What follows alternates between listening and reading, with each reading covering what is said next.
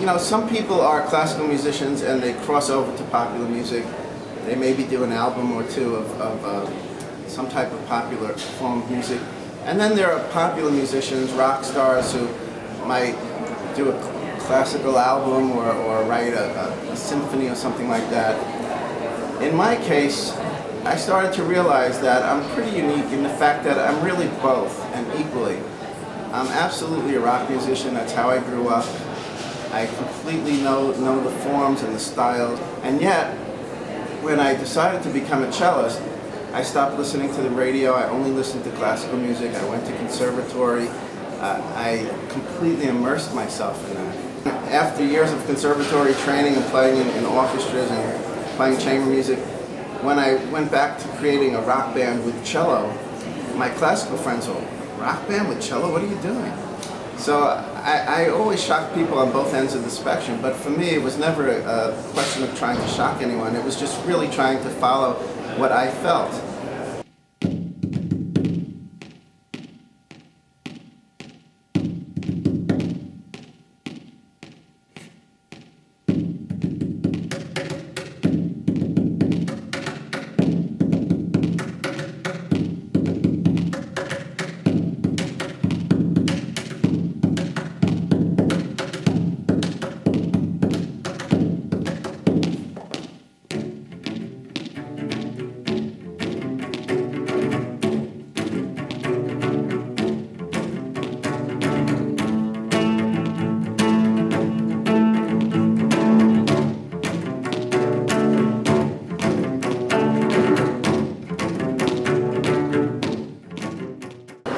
When I decided to switch over to cello,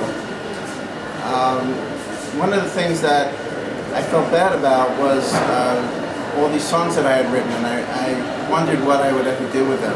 And it suddenly dawned on me that maybe I could take melodies from my songs and transpose them into cello etudes. The whole way the cello etudes came about is really kind of funny. I was at a rehearsal for a flute trio that I was in, a classical flute trio.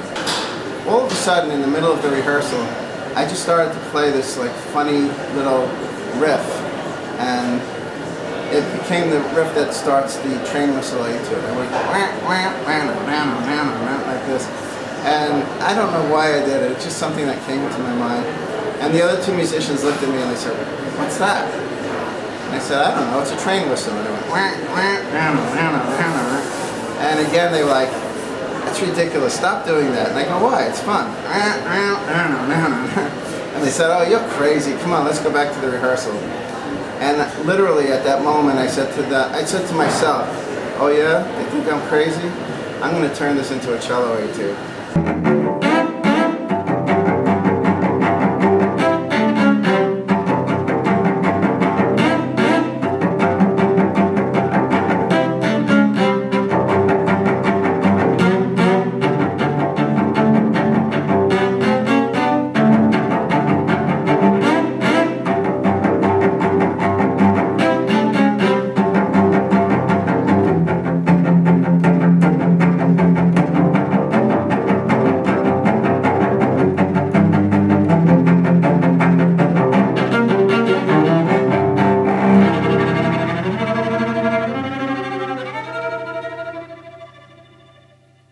Now, when I work with young people, I find that they take to my music like a fish to water. I think young people today, most of them are very exposed to popular music. They hear it on the radio, they see it on television, their friends like that kind of music. And I think a lot of people have felt, or still feel, that they can't play popular music on their classical instrument. So I find that students are really thrilled when they realize that they not only can play popular music on their instruments, but also, as I tried to explain to them, that this is part of the classical tradition. I tell people to really try to listen to records, and not necessarily recordings, not necessarily the latest thing that's on the radio, but for instance in Truckin' Through the South, I combine Southern blues music with Baroque music. The reason for that was I wrote that while I was in the Virginia Opera, and I'd be playing Baroque classical music during rehearsals, and I'd come home and I'd turn on the radio and I'd hear these Southern rock bands. And I thought it was interesting to try to mix these two sounds together.